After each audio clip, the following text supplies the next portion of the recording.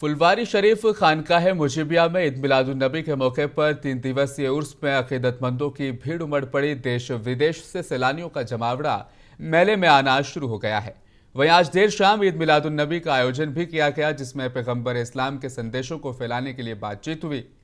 वहीं आज शाम खानकाह मुजीबिया के सज्जादा नशीं हजरत सैयद शाह आयतुल्ला कादरी ने खानकाह मुजीबिया के संस्थापक ताजुल आरफीन पीर मुजीबुल्लाह कादरी के मज़ार पर चादरपोशी की और प्रदेश और देश में आपसी सौहार्द भाईचारा कायम रखने की दुआ मांगी।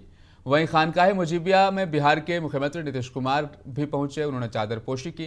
इस मौके पर अल्पसंख्यक मंत्री जमा खां और फुलवारी नगर परिषद अध्यक्ष आफ्ताब आलम ने मीडिया से भी बातचीत की।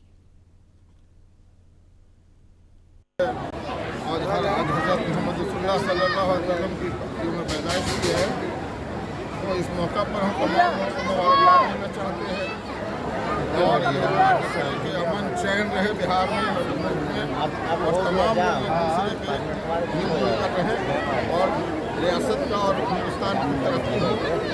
सारे लोग नीतीश कुमार ने जो मिसाल छोड़ा है विकास का, सामुदायिक सद्भाव का, उसको आगे बढ़ाया है। तमाम लोग इसके लिए क्या दुआ वहाँ पर हुआ, क्या क्या दुआ में हुआ?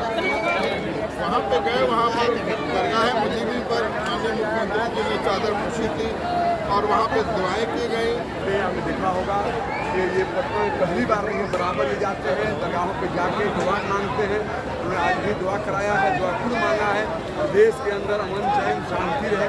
हमारे साथ दुकानदार लोग अपनी दुकानें खोल रहे हैं, जो भी यहाँ कमी भी होगी और हम सरकार का राजद विधायक ने दावा किया है कि नीतीश कुमार जल्द ही बीजेपी